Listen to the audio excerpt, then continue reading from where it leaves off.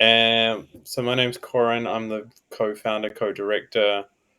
I've been working with natural health, natural products for like 8 years. I think our company's now 8 years old. Before that, I was in the pharmaceutical industry, and prior to that, a postdoctoral researcher. So I have a big interest in cannabinoids and cannabis, and that's what led me to connect with the amazing company Good Herb Soda, which is now Terps Co. So, Arjun, do you want to just do a brief intro about your background and what what got you into what you do? Yeah. Well, so I'm one of the founders of Terps Co. And the two founders, both are Arjun. I'm one of them.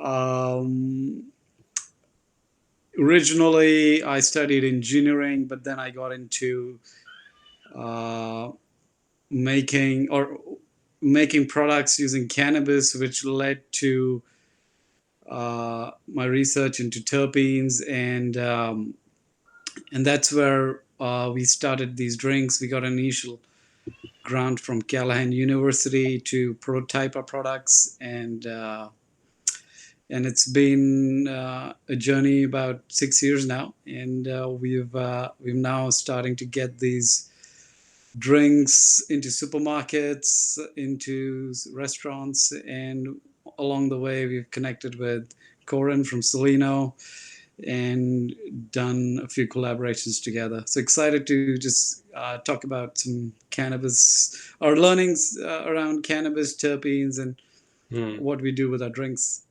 It's interesting, because I feel like it comes under the umbrella of kind of like functional drinks or nutraceutical drinks, which has really just kind of boomed over the last. I mean, I think of companies like Arepa, for example, that have just become really Yeah. mainstream now.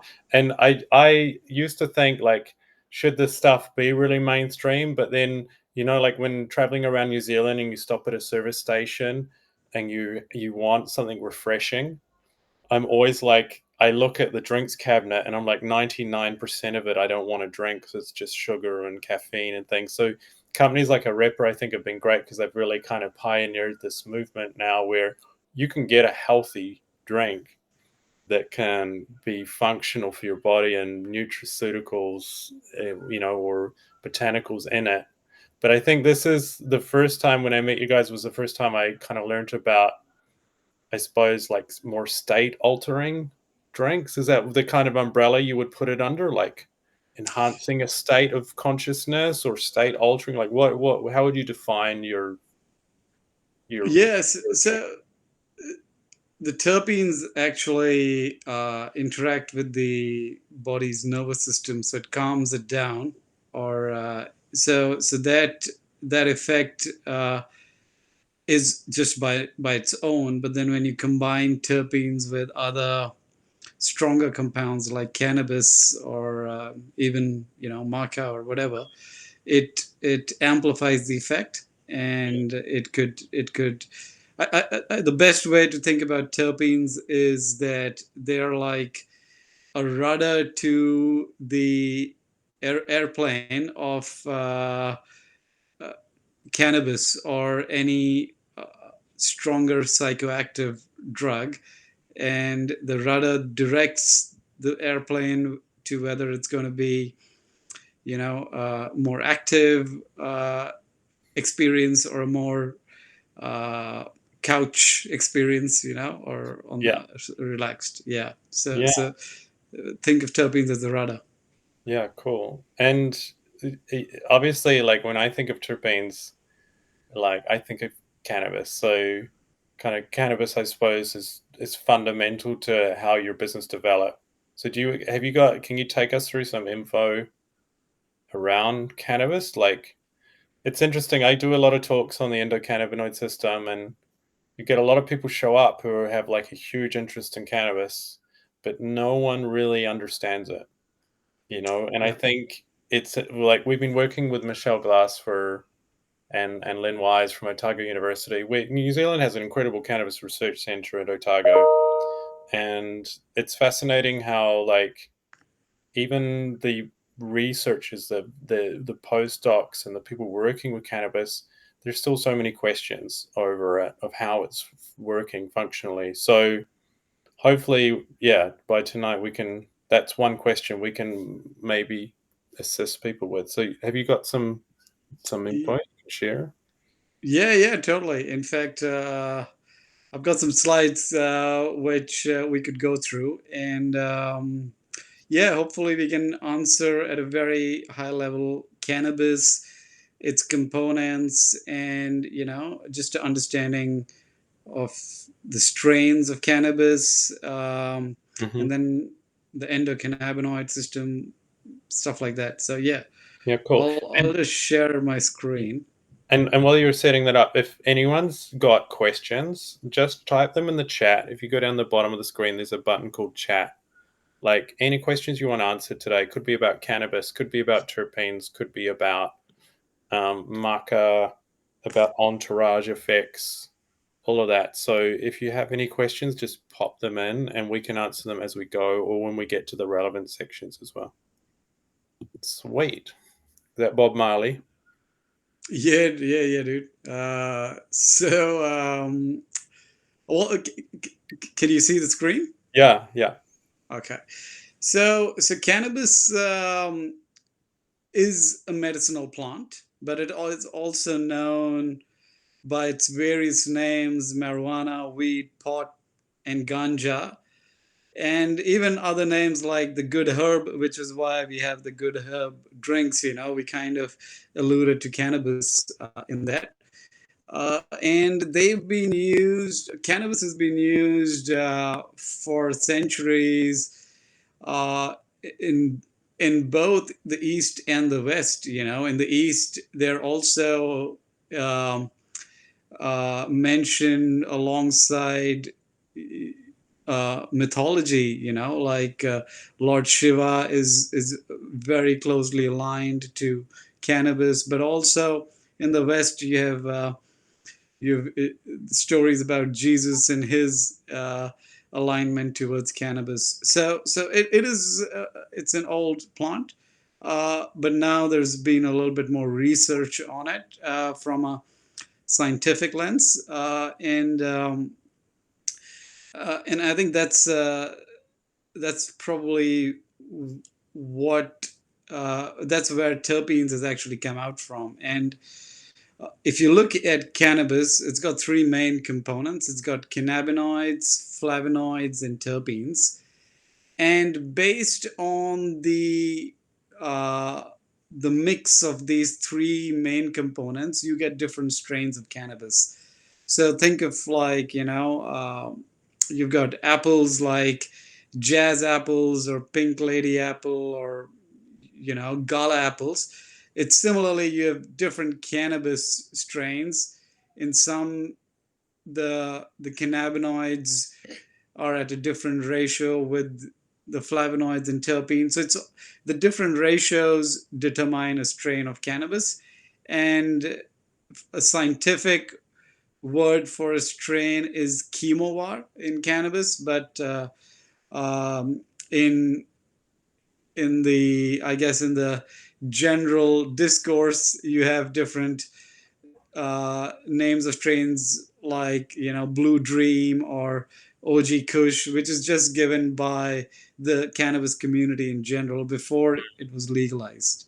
So a question I have is when you look at, they always say there's like 100. I read once 120 different cannabinoids. Like what in terms of concentration, it's really just mainly like 5 or 6 key ones. Is that correct, or am I incorrect in that assumption? Like, what are the if you had to name like the 5 most kind of abundant within each strain? Is it like that, or is it a really broad spectrum?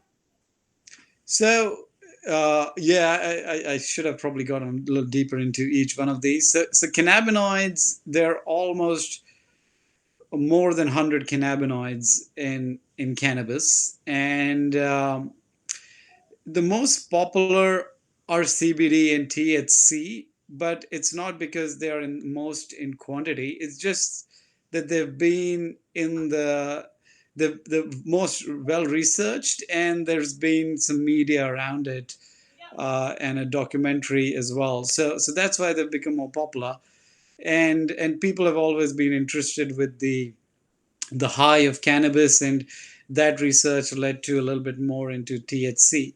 But there are more than 100 cannabinoids. CBD and THC are just one of or two of them. Uh, they are in a good quantity, but um, just to give you an example, that if the THC percentage is less than 0.35% of the entire plant, then that plant becomes hemp. So it's a very small percentage, but that's how the regulation is structured now, just to limit the psychoactive effects of cannabis or with high THC products. So hemp is really cannabis just with low THC, or which is 0.35% of the entire plant. Um, Also, flavonoids and terpenes are present in all plants. Cannabinoids is just the special component which is in cannabis. But if you look at flavonoids and terpenes, flavonoids are really uh, responsible for the colors and pigmentation in plants. So, if you have like a red colored plant, like I don't know, or carrots, for example, they have a different flavonoid compared to cannabis. Just it's the color or the skin color of the plant. Terpenes are also in all plants, but cannabis has a lot more than other plants. But some of the terpenes are very similar to uh, plants we all know. For example, like there's this terpene myrcene, which is found in mangoes and hops, but it's also found in cannabis. So it's this uh, compound which we have really gotten into, and we extract them from other plants and not cannabis. But I'll get to that later. Uh, the the thing about the cannabinoids and all the other components is that they interact with the human body, and there's a system in the human body called the endocannabinoid system, which uh, Corin, probably you could explain a little bit more detail how these cannabinoids attach themselves to the endocannabinoid system and how it works. But at a very layman's term, the endocannabinoid system maintains balance in your system. So one of the common things is when we perspire or sweat, it's the body regulating our internal temperature, so we are sweating. So that's the basic balance kind of stuff which the endocannabinoid system does. But Corin, if you don't mind, could you probably just get into that a little deeper?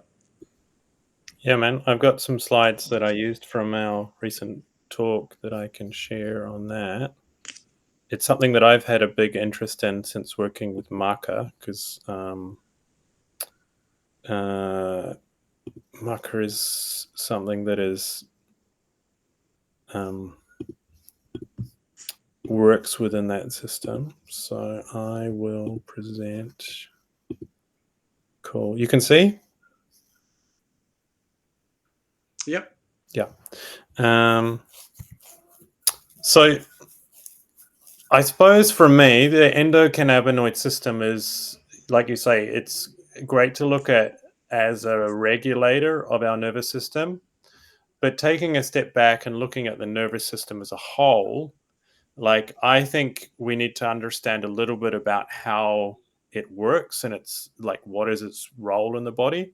And I always like to link it to emotions or states of consciousness, because that's kind of where we sit in our day-to-day living. Like we are basically this kind of biological being full of these little electrical cables that we call neurons, and the neurons kind of fire messages around the body. and they're linked to like glands. They produce hormones. They're linked, like you say before, the sweating example is great, where we get a temperature change, which causes a feedback system to come in, which tells our body, to perspire. So I put together a summary of my favorite neurochemicals, because in essence, everything that we do throughout the day in different states of consciousness can be linked to a neurochemical. And there's ones like serotonin that we know, regulate our mood, our sleep, our appetite, make us feel happy, balanced, healthy. There's dopamine, which is like a reward or a pleasure sensation. So like dopamine is the receptor that's activated when we desire or we crave something, and we reward ourselves with that. So it's about desire, pleasure, reward, gratification. Dopamine is also controls our learning and our memory. So being able to learn is how we learn, through dopamine.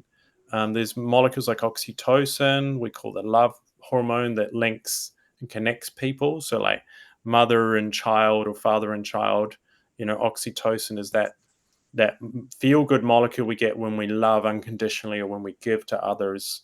There's endorphins that we get through, you know, um, food or pain or things like that.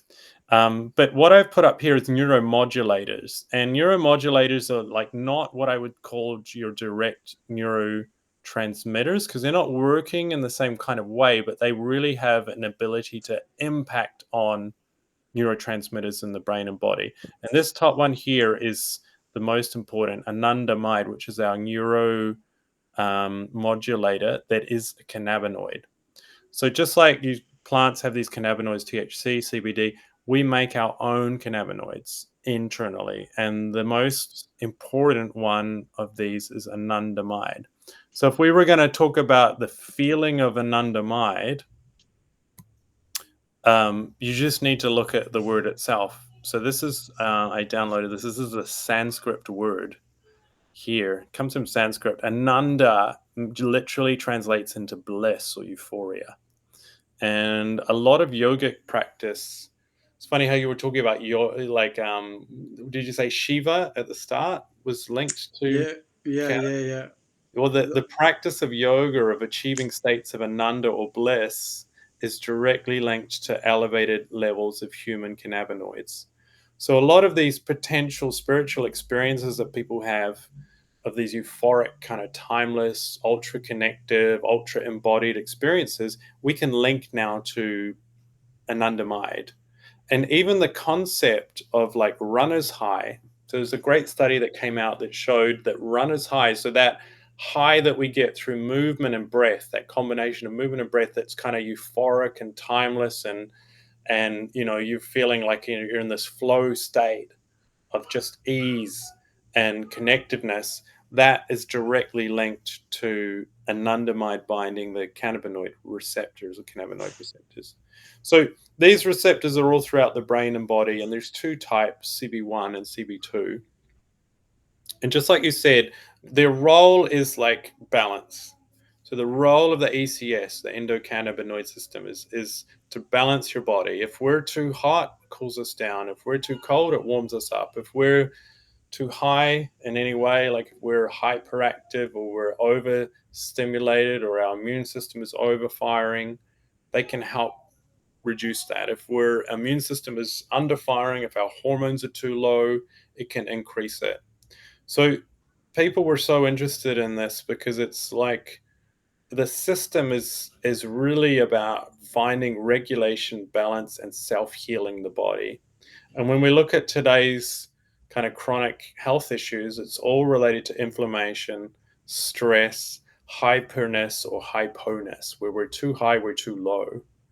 And so there's a lot of potential for this system to be able to support people who are out of balance and to bring them back into balance.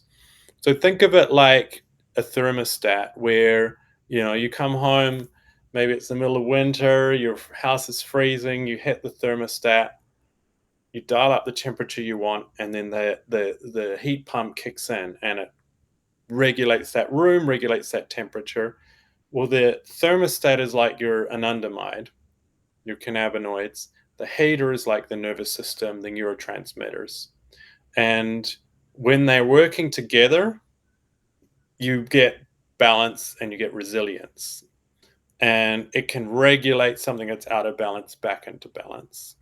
So when we look at this like in a schematical term, we have like this presynaptic neuron, postsynaptic neuron, neurotransmitters are doing their thing. But as we're binding and signaling and sending messages around the body at light speed, we're producing cannabinoids that come back and help regulate that message that's coming across the synapse. So this is our heater or our heat pump, and this is like our thermostat.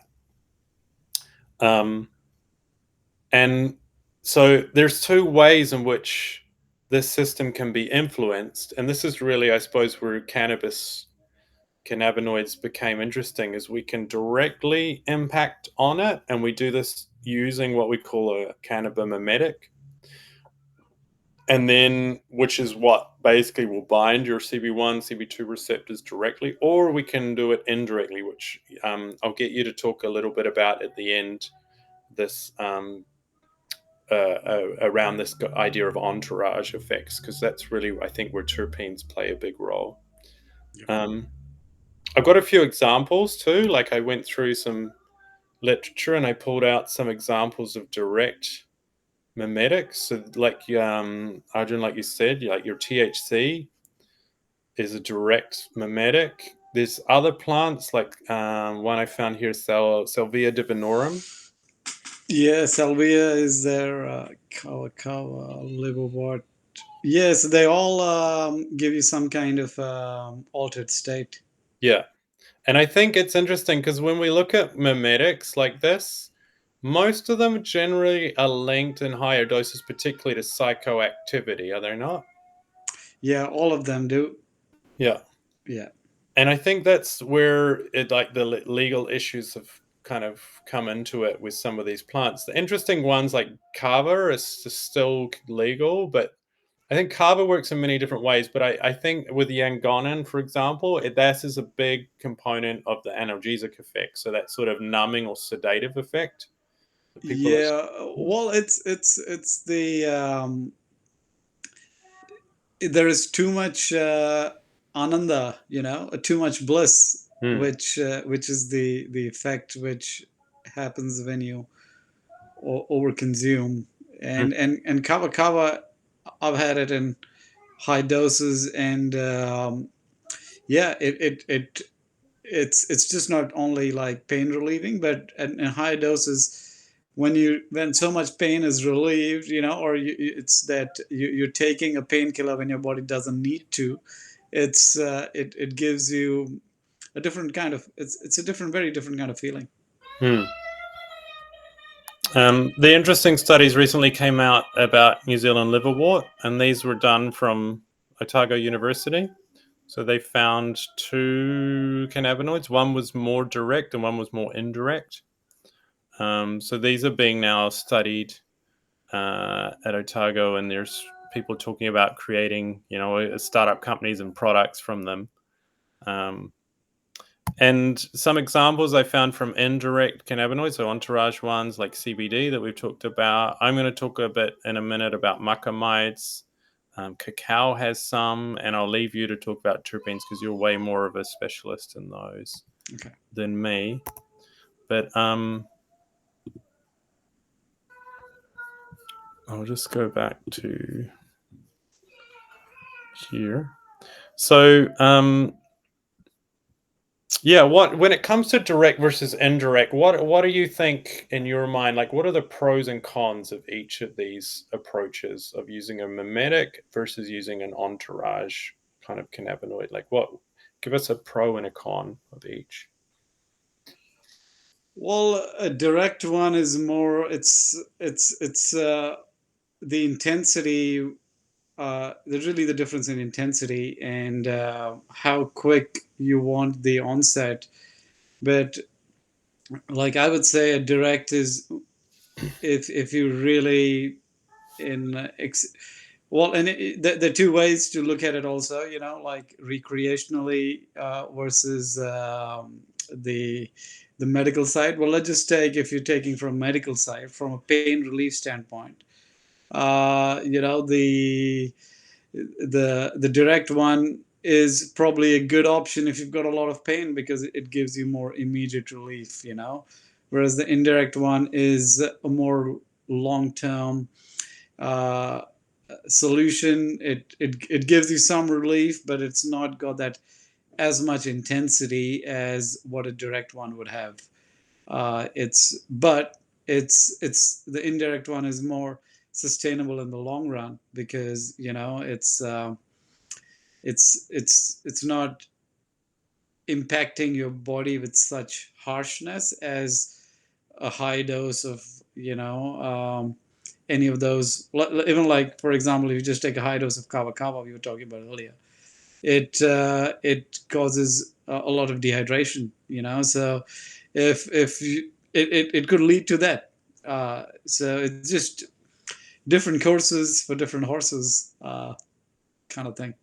Is it? Do you think there's like just taking THC to CBD? Is there a magic ratio that you would want to aim for, where you're sort of like, you know, 60-40, 70-30, 80-20? Like, what is there a magic ratio where a lot of the desensitization or the dependency risk is lowered by mixing the two together?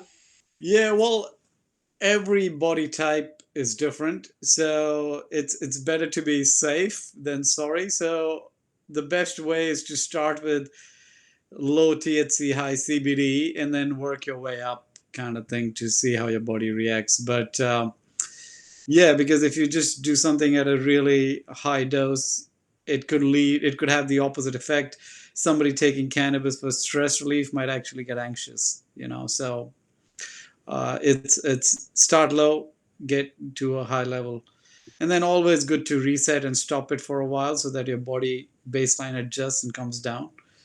And yeah. Yeah, and I mean that's the thing we see with. I'll talk a bit later about titration too. Titration is really important when using either a direct or indirect. So it's that Yep. idea of like ramping up your dose. Yep. Um, did you want to? Do you want me to talk a bit about maca, or you want to go more into entourage effects? Like, what would you rather?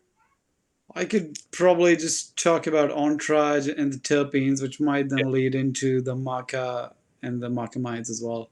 Yeah. Uh, Yeah, so tell us more about this idea, because all of this was kind of pioneered by Ethan Rousseau. Now it was this idea of like moving away from like pure, like the pharmaceutical approach is like CBD isolate. We just yeah. take CBD and we make it into a pharmaceutical prescription. Whereas guys like Ethan Russo are kind of like, well, actually, there's 108, 120 cannabinoids. There's, like you say, there's terpenes. And from your experience as well, working with terpenes, like you see different results when you have an entourage, you have a spectrum of plant extract. So yeah, what is the entourage effect? What are the key players? How do they work? And why Yes. why why should we move away from isolates, the pharmaceutical approach, to plant extracts, which is what really entourage is about? Yeah. Well, uh, I've got a simple answer to that, but I've made some slides which I'll go through. But just a simple answer to that is that the whole plant is always better than an isolate of the plant. That's why we talk about whole foods in general. It's consuming the entire nutrients of a plant. But I'll just for cannabis in specific, I'll just go through some of the slides I've got. Hang on. Yeah, so this is on the right is the different components of cannabis, but then that's just blown up into the other components as well. So you can see in cannabinoids you have THC, CBD, all the other ones. Terpenes, you have myrcene, limonene. Flavonoids, you have cannaflavin, etc. So um, the idea of the entourage effect is that all these parts or all these components had or consumed simultaneously is much better than consuming one isolate component like CBD on its own. It just gives you more of the whole plant effect rather than an isolate of CBD. Um, the example I used to give earlier, and I know Corin, you like that, was that if you've got a band which consists of a drummer, a bass player, a lead guitarist, a vocalist, you want think of them as the different components of cannabis, and you want the entire band to play, not just one bass player, which could which doesn't complete the band. So all these components are what make the band, and the more players you have, the better sounding the band is. um, and even if you couldn't get all the components together, but let's just say you have a prescription for CBD, you could enhance that or amplify that CBD effect by adding terpenes to it. So that's just the idea of the entourage effect. Um, if we just all get into a little bit deeper into terpenes, then we can I can there's a good segue into how each terpene, when combined with THC or CBD, can amplify the effect. But at a very base level, terpenes are found in the essential oils of all plants. That's what gives them the aromas, and they also provide therapeutic effects.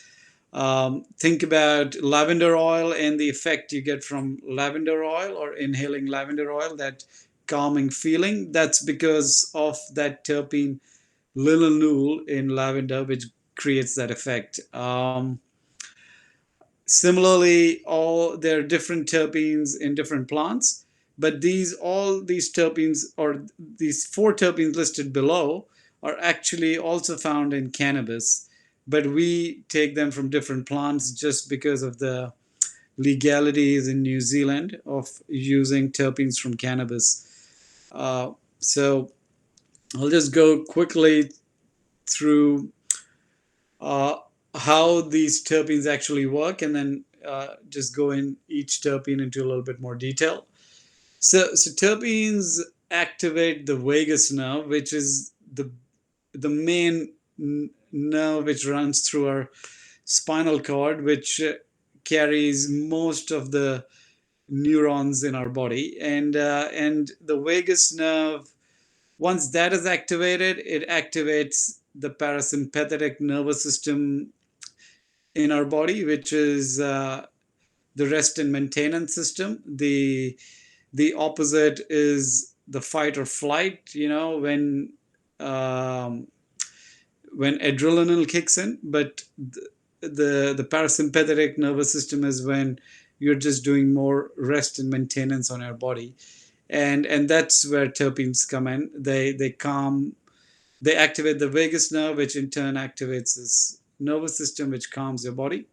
It helps alleviate anxiety, stress, uh, lowers the blood pressure and inflammation.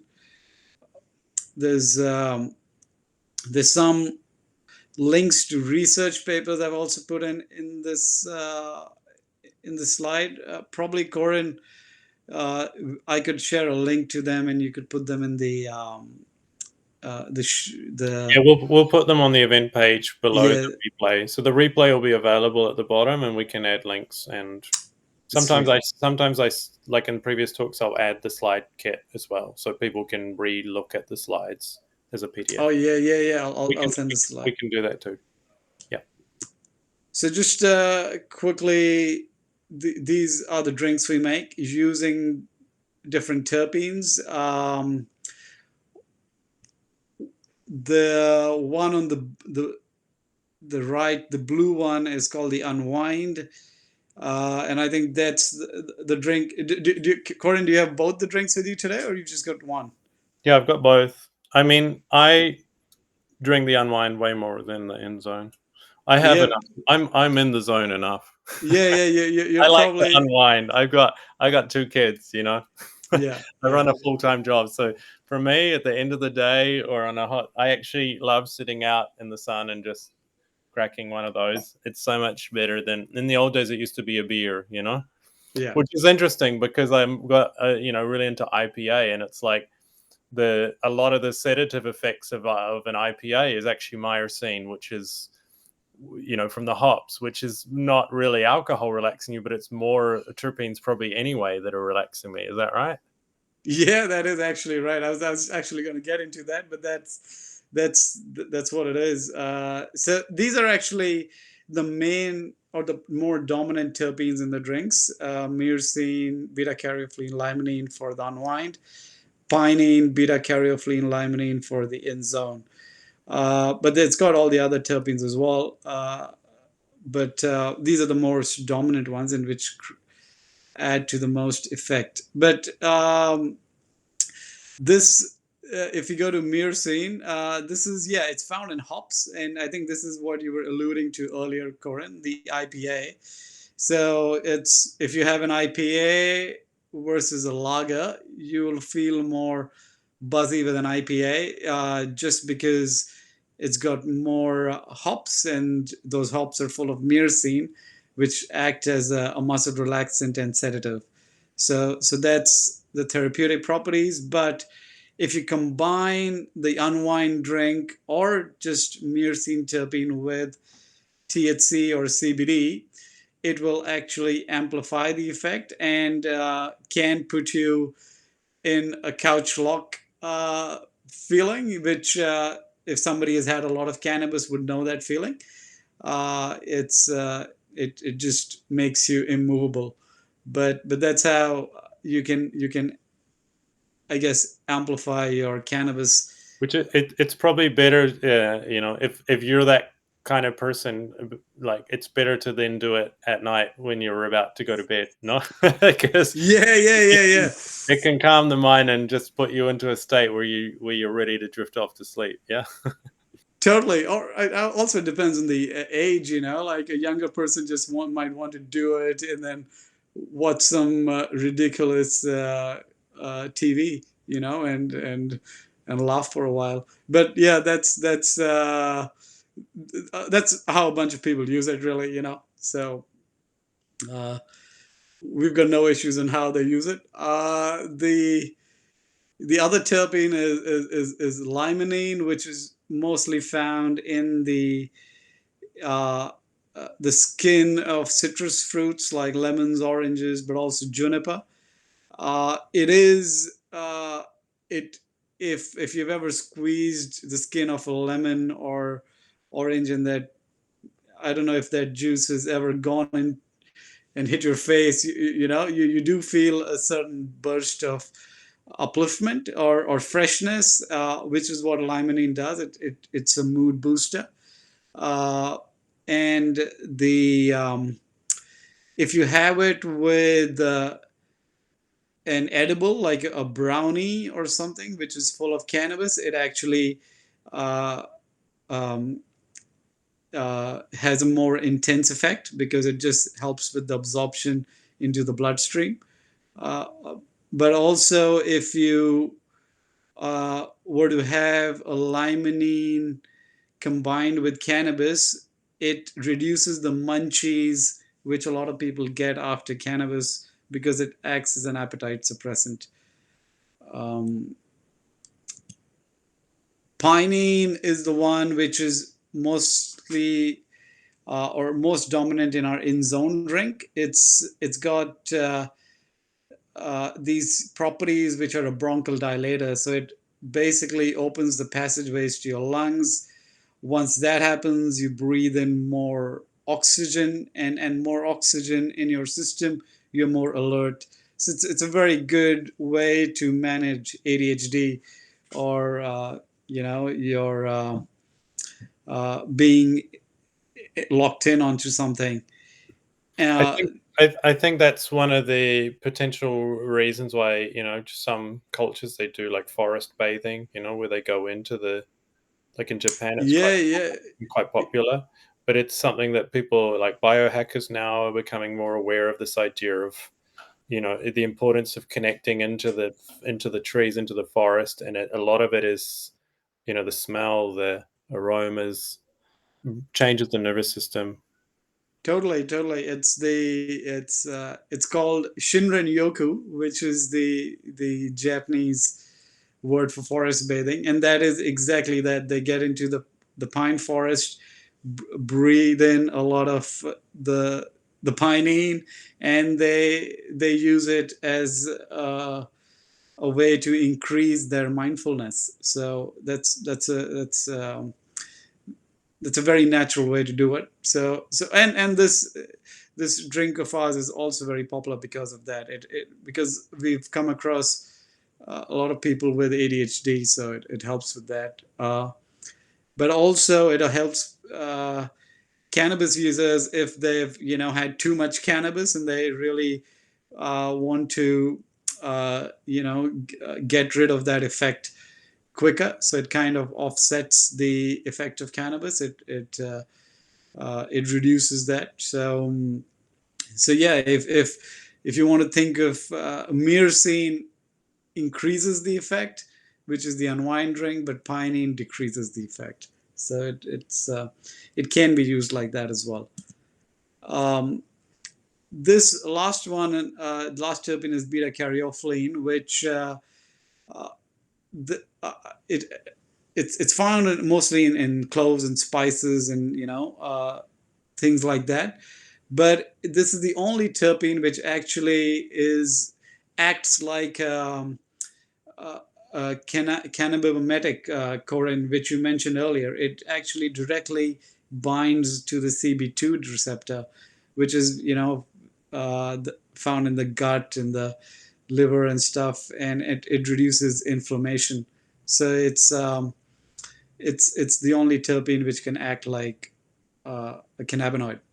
So it's got these special properties. Uh, and when it's combined with cannabis, it has a very similar effect to pinene. It offsets the effect. So if you've ever had too much cannabis, you could either smell some pine cones or crush some black pepper and sniff it. That would help. Yeah, that's about it, really. Did you want to talk about some Let's check this. entourage Yeah, we can talk about with that. maca? Yeah. So I got some slides on this one too. I'll share my screen. So where did we get up to? Present. Cool. You can see? Yep. Yeah. So my interest in maca came about when I met Sally, my wife, in Peru about 10 years ago. And what was fascinating about this plant is that it was the only thing that I was able to use to come off antidepressants. And I tried like 3 times in the past. I tried all sorts of natural products. Been like 8 years. And I just found it incredibly powerful, but I had no idea how it was working or what it was doing. And Sally always talked about the sacredness of the plant, the different energies involved, like with the planting of it, following the moon cycles, the importance of like sun drying the maca at altitude. It comes from high altitude regions of Peru, so it needs to be around 3,000 to 4,000 meters above sea level. So the mountains are really important in it, and also the soil and the way in which they prepare the soil. So there's like a traditional process of sort of 10 years of resting and rotation of the soil, and then preparation, seed production. The root takes 9 months to grow, and then they do these blessings and ceremonies before they harvest. So it has a long sacred history. These roots also come in different colors, and the different colors have different benefits. So yellow root is the most common. It's like 65% of harvest. Red is about 25%, and then black is only 10%. And what's interesting is like they take it out the soil and they don't eat it fresh. So it's actually related to the radish family. It's Brassicaceae, and it's got that spice of your horseradish when it's fresh. So when you're harvesting it, like you can feel the burning sometimes on your lips. It's really interesting. But then they'll lie it under the sun and they'll dry it into these little pellets, and then they'll boil or macerate these to create the brews, like the medicinal brews. Um, and this is what I said. Red is used more for kind of, I would say, to chill out. So it's more sort of calming, nourishing on the body. Whereas black is a little bit more energizing and uplifting. It's like the masculine form. So it's used for like muscle and brain and stamina and endurance. And then yellow they use kind of to maintain balance or to continue to balance.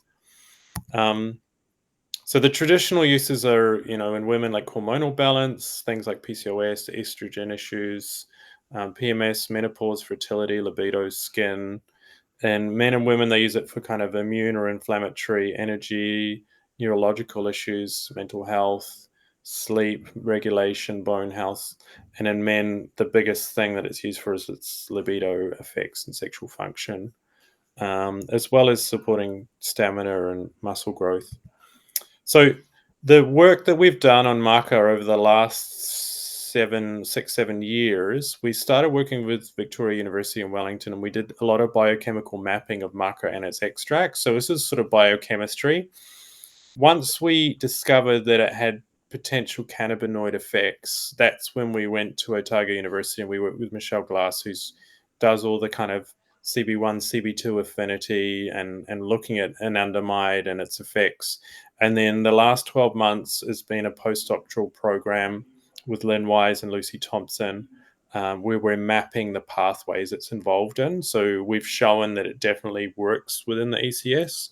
Now we're understanding those pathways and how it's working. So it's kind of understanding the mechanism of a lot of those benefits.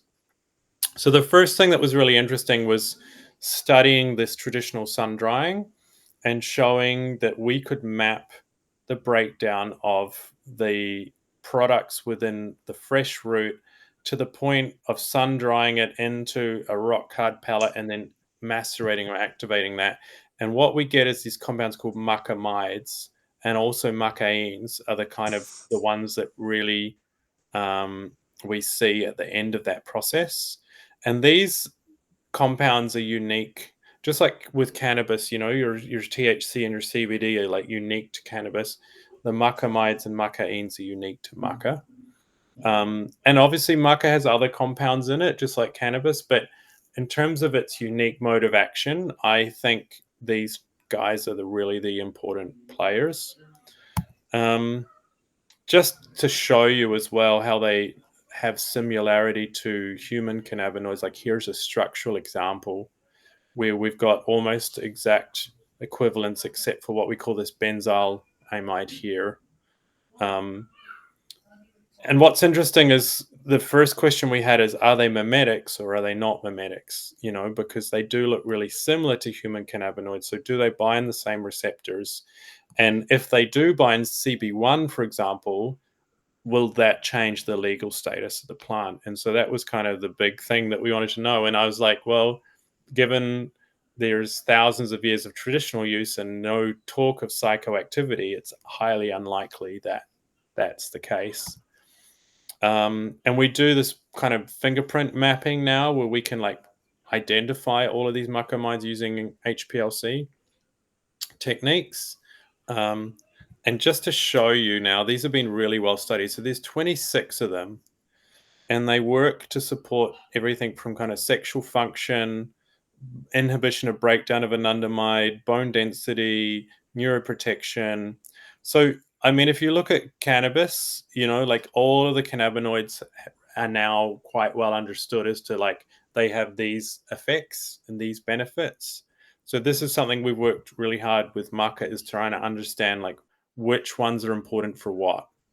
And also, where do we get these things? Like, which color of maca is best? How should the maca be prepared? There's still a lot we don't know what they do, but we can really break it down to kind of the main 6 or 7 macamides. And what we developed from this, and I'll show you some of the data in a minute, was the world's first oil of maca.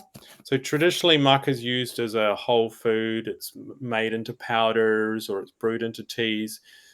Some companies, and we have previously worked with like ethanolic extracts, where you kind of macerate it in alcohol and you extract it.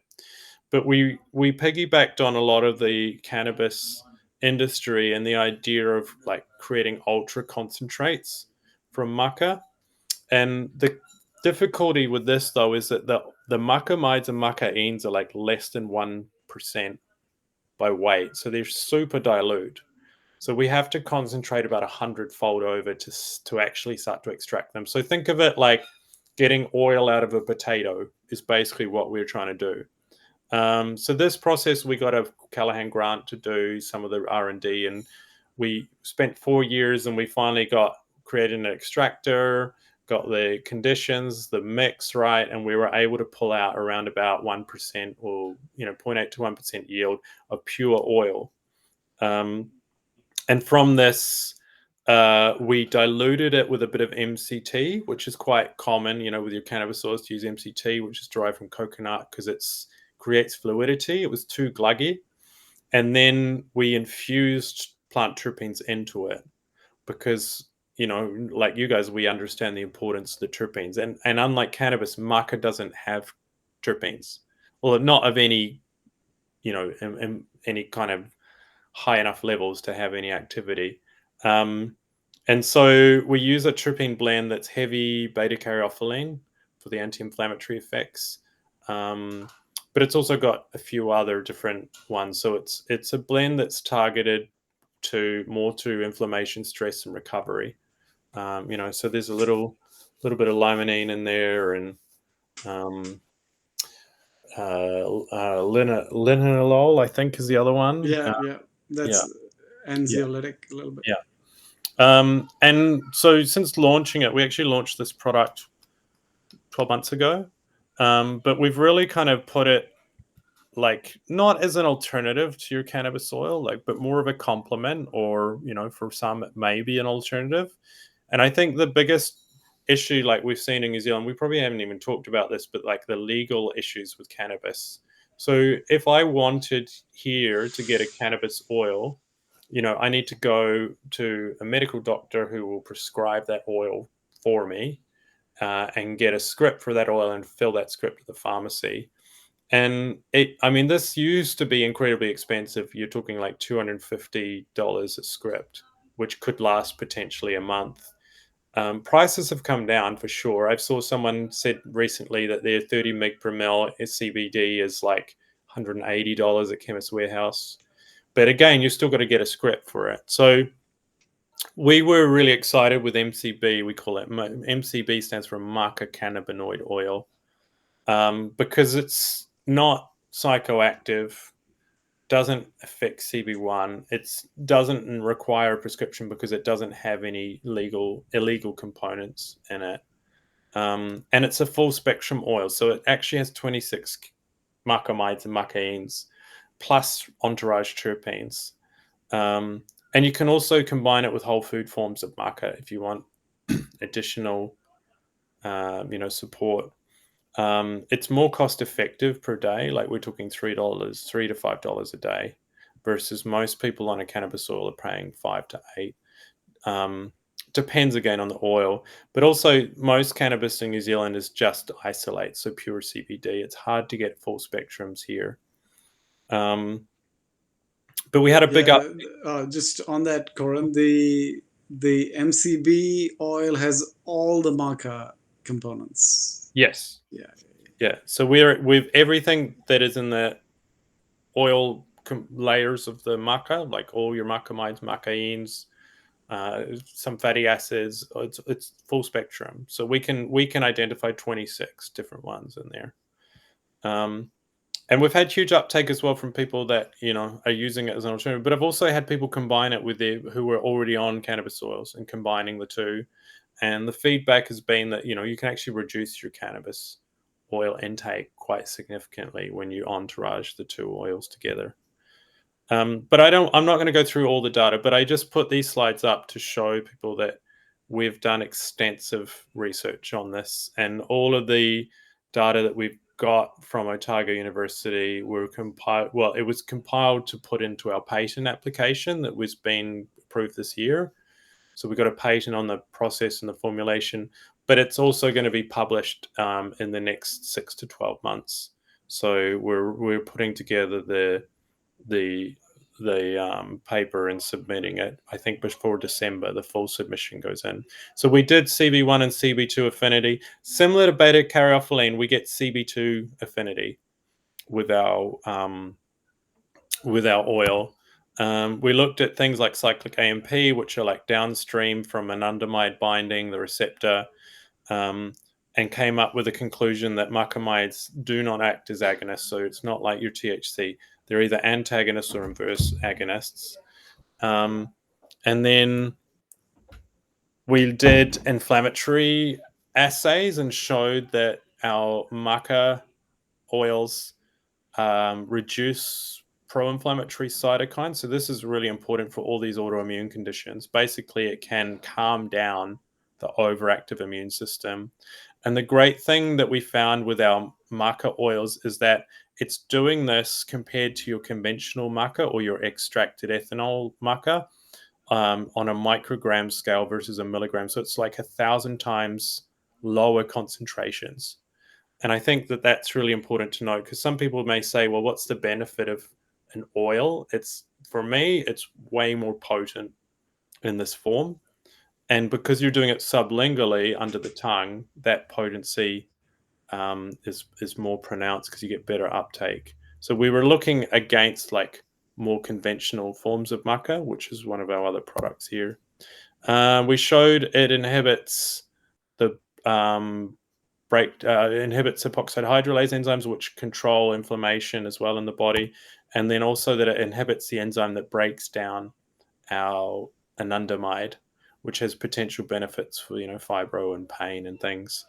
And also within CBD does this as well, but we're in the same kind of concentration range. So a lot of the studies we did with Otago were using CBD as a positive control, and we showed it ticks a lot of the boxes in preclinical.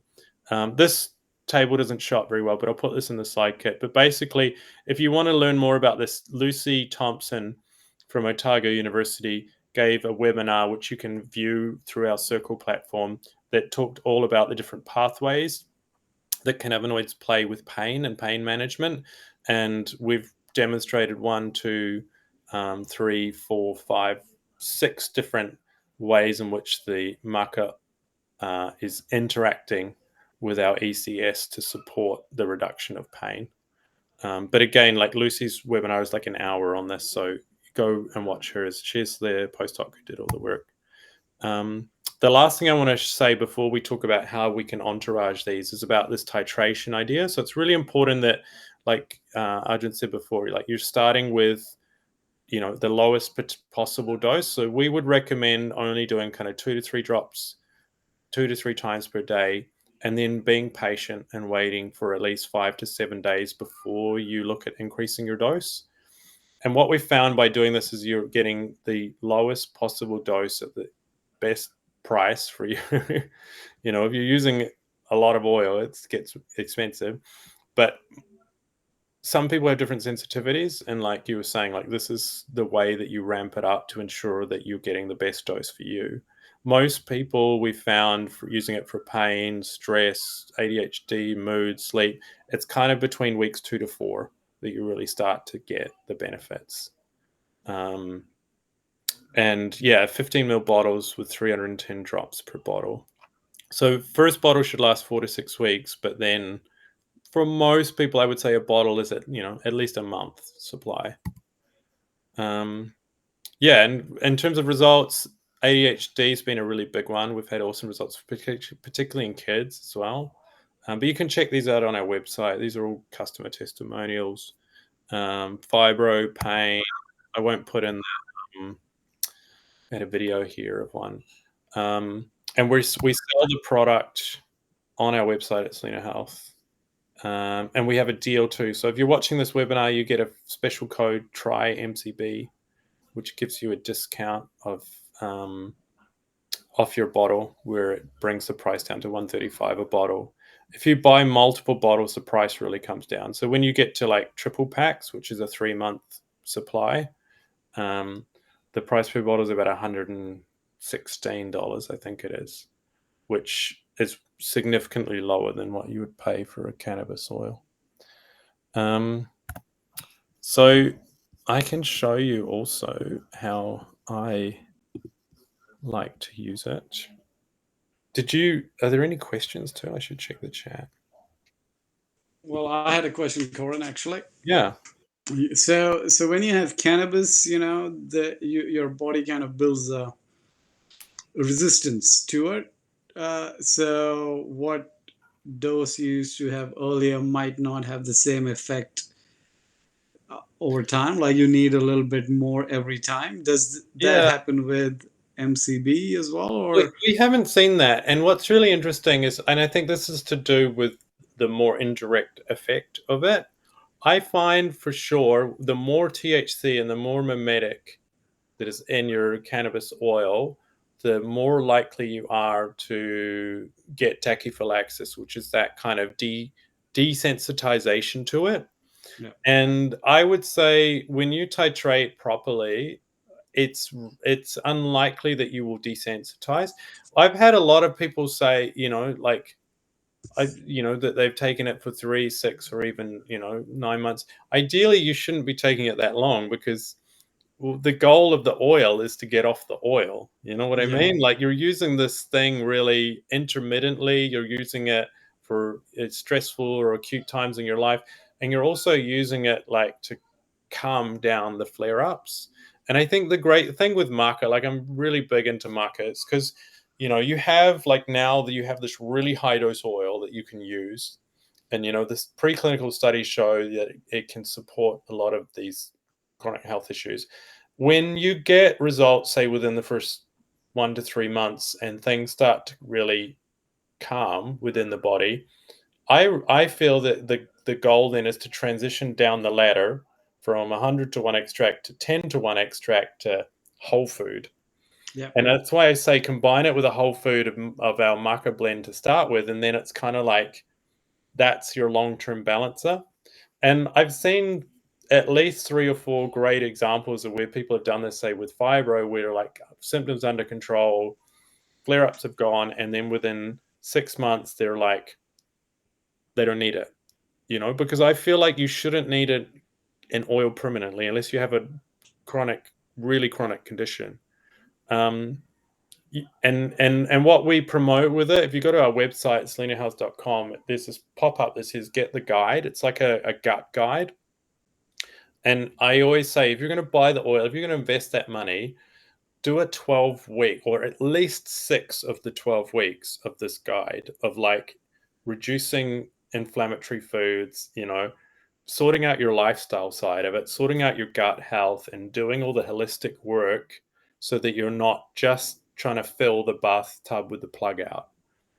And I think that's the thing. People, they look at cannabis oils in general and they just go, oh, it's panacea, it's going to cure everything. But yet they're still, not getting enough sleep. They're staying up too late. They're still consuming too much refined or processed foods. They're still, and like this is a big risk too with cannabis because it does give you munchies and you do crave crap food. And it's like, so you've got to clean up your diet and your lifestyle.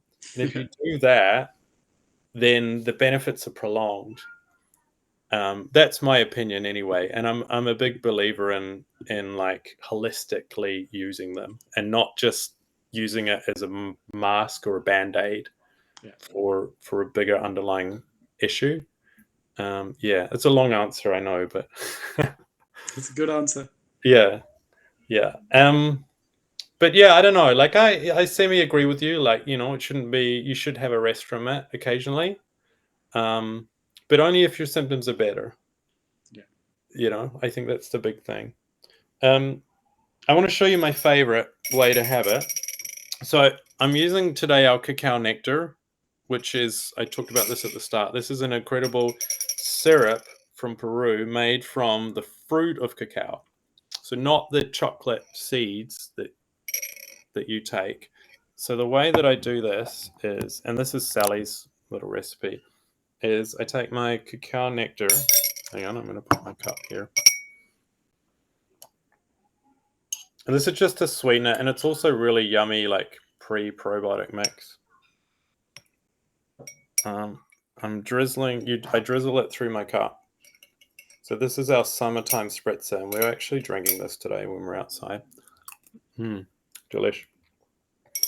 And then I'm going to use the unwind. Sweet. So this one, remind us, this is high myrcene. High myrcene. It's got limonene and beta caryophyllene, and then it's got blueberry juice, mangoes, and juniper. Cool. So this is a great one. I used it to chill out, but it's also, it doesn't have to be sedative, It's more just nervous system reset. Is that right? Yeah, it's more to chill you. It's if you're stressed out, it will reduce your stress. Yeah. So normally I do it with ice, but today I didn't want to have a bucket of ice next to me. And then what I do is I take my oil. Oh yeah, that'll be a nice potent drink actually. Yeah. So the oil, there's two ways you can do this. You can do it, I'll just show you the sublingual administration. So if you were starting out, you'd do under the tongue, 3 drops. And I always recommend use a mirror because you can't feel the drop sometimes. Another way you can do it if you struggle as well is to get a teaspoon and just drop it onto a teaspoon and suck it off the teaspoon or put it under the tongue. But the idea is you want to keep it under the tongue because that's the sublingual pocket where you get a huge amount of absorption. So you can have the oil and then you can have your spritzer. But what I want to do today is I'm going to put my oil into the drink, which is what I love to do. So we're going to go with 1, 2, 3, 4, 5. Oh, there's 6 shots, so it's going to be extra chill out. And you can see it like floating on the top because it's an oil. Hang on a second. I'm just going to move back. So keep your spoon from before. And if you get ice, it's even better. So I'd make a spritzer like that with some ice and then just sit outside in the sun on a couch and chill with my drink. And you find like the flavor, like it smells delicious when you combine it together. Well, I'm excited to try it, dude. Yeah. Well, we've even got, so we put a bit of peppermint in as well. So it's got that minty freshness. The other thing you can do is get whole leaves of mint. Yeah, that'll be good. Put them in.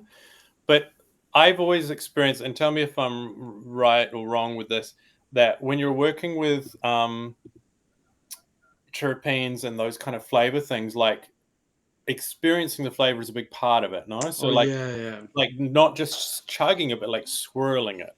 Yeah, swirling it. Even like the terpenes, you're inhaling them too through your nose. It's an entire experience. Like, because you feel it like when it goes in your mouth, the flavors. So I just swallowed, and it's like this burst of flavor at the back of the throat. Yeah, comes up the nose, and there's just so many nuances. So I encourage people, if you're going to go and try and make your spritzer like this at home, like almost like they do with wine, like and smell it first. Try and pick the flavors. Like I can smell the limonene for sure. Yeah. It does smell a little hoppy, like you kind of mango smell. And then when you taste it, you kind of get your brain to try and trigger into the flavors. And I feel like that really enhances the effect even more because the smell is the important bit, is it? Like the olfactory connection. Yeah. It's terpenes are big in aromatherapy. So yeah. So there you go. There's your summertime drink. No more beer. We're going to do good herb soda, unwind. Yeah, well, that code still works if it's called Seleno 20 if they use it on our website. Oh, cool. So what's the code for Seleno 20? Just 20% off on the website. And you guys sell them in 6 and 12 packs, yeah? 12 packs and 8 packs. Okay. Yeah. So if any other customers, they just go to Terps Co or Good Herbs. Drink, drinkterps.co.nz. Okay, drinkterps.co.nz and use the code Seleno20, Yeah. and you get 20% off your Yeah. dozen pack. Or any product, any of the terpene Yeah. products on it. Cool. Well, I highly recommend everyone out there do it, especially if you're experimenting with terpenes and cannabis. If you're a cannabis smoker recreationally, you can always reach out to the crew and Arjun if you want to get any expert advice about things that you can try or ways you can take it or how you can. Oh, And totally. I love you do these amazing mail outs where you talk about like which movie to watch with Oh your yeah. with your cannabis and your terp drinks. Like we recommend this movie and combine it. It's like your wine and meal pairing, but it's like yeah. Yeah, it's we've got some playlists as well, but totally reach out for any ways to enhance your altered experience. Yeah. We're here to help. And I've got a question here. Can we take a lot of terpenes in one day safely? How many cans are safe to consume in a day of your drink? Well, one can in one, so over a day, probably 2-3 cans are good. You would feel, let's say the unwind drink. If you have one can, you would feel the effect for 1-2 hours at least. So that'll be a good indicator that you could keep having in every interval of 2 hours or so. There's Yeah. no there's no uh, harsh limit unless you have, like, I believe it's 17 liters of our concentrated terpenes in one day. So, but other Okay. than that, I you're don't think good. anyone's going to reach that. But Yeah, I think if you took a six pack to a festival or a barbecue or an event, yeah, like could, you'll be could good. yeah, Yeah, no worries. yeah, nice. Okay, well that's good to know because I do consume a lot of it, particularly the unwind. Yeah. Yeah. If there's any more questions, just chuck them in the chat. If not, yeah, pop them in the chat. If not, yeah, was there anything you want to share before we wrap up, Arjun? No, I'm good. If there's anybody, just they can reach out to you, or if you can put our uh, email address in the event page as well, people can email us maybe. Yeah. So someone said if I combine it with MCB oil, how many drinks? So MCB, I would say like you're only going to do that with one drink per serve. So MCB you can take 2 to 3 times per day. So for example, I normally have 10 drops in a day.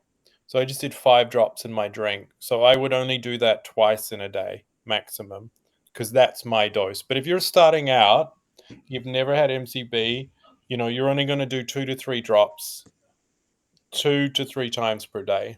So just make sure that you're maintaining your dose and you're not overdosing on it. If you ramp yourself up over a few weeks and you're up to kind of like 12 drops a day, or 15 drops a day, then you can just ensure that you're not. And I would also recommend it's better to split your dose of the MCB into 2 than it is to do it all in one go. I had someone say to me, can I take like 10 drops all at once? And I was like, ideally, better to do like 5 in the morning and 5 at night. So yeah.